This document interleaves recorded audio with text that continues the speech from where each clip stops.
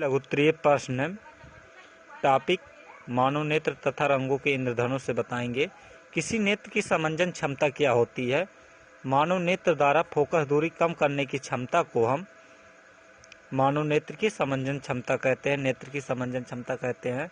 अस्पष्ट दृष्टि की न्यूनतम दूरी से क्या तात्पर्य है? अस्पष्ट दृष्टि की न्यूनतम दूरी से क्या तात्पर्य है? तो मानव के नेत्र के रखी समीप वह वस्तु जिससे नेत्र अधिकतम समंजन क्षमता लगाकर उस वस्तु को देख सकता है, तो उसे स्पष्ट दृष्टि की न्यूनतम दूरी कहते हैं। स्वस्थ आंख के लिए निकट बिंदु कहाँ स्थित होता है? 25 सेंटीमीटर दूरी पर स्थित होता है निकट बिंदु।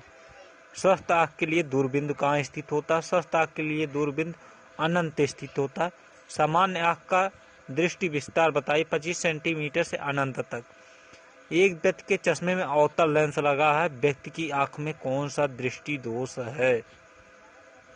अवतल लेंस लगा है, अवतल लेंस लगा है तो उसके आंख में निकट दृष्टि दोष है।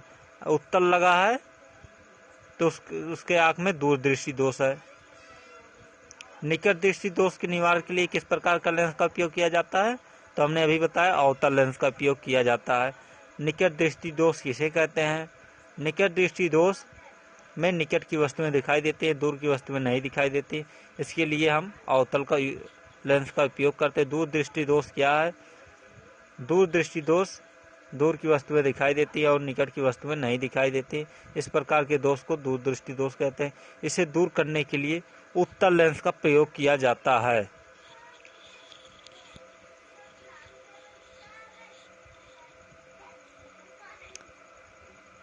एक व्यक्ति को पुस्तक पढ़ने के लिए पुस्तक को आंख से 35 सेंटीमीटर दूरी पर रखना पड़ता है। इस व्यक्ति के नेत्र में कौन सा दोष है?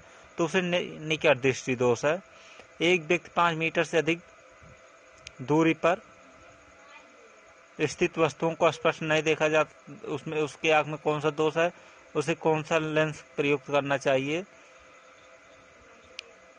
35 सेंटीमीटर दूरी से स्थित वस्तुओं को नहीं देख पाता, इसमें हमने गलत बता दिया।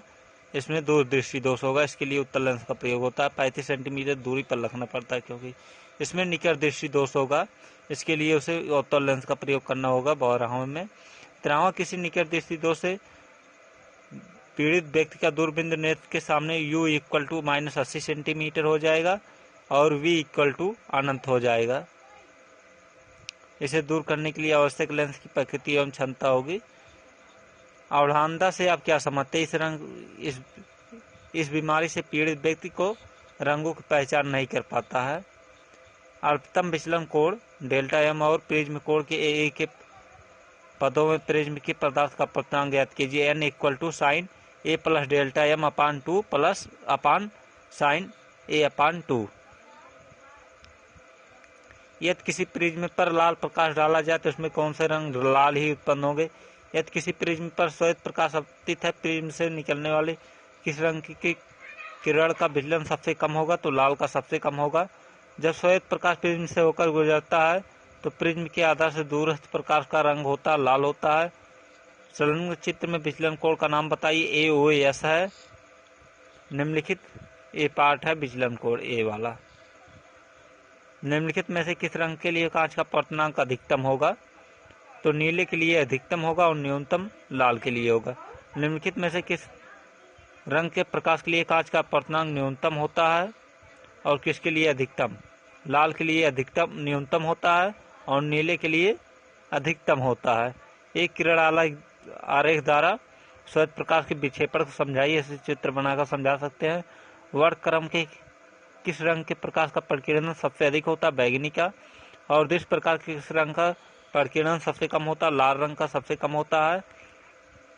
श्वेत प्रकाश के किन रंगों के लिए कांच का अपवर्तनांक अधिकतम और न्यूनतम होता है? बैगनी के लिए अधिकतम और लाल के लिए न्यूनतम।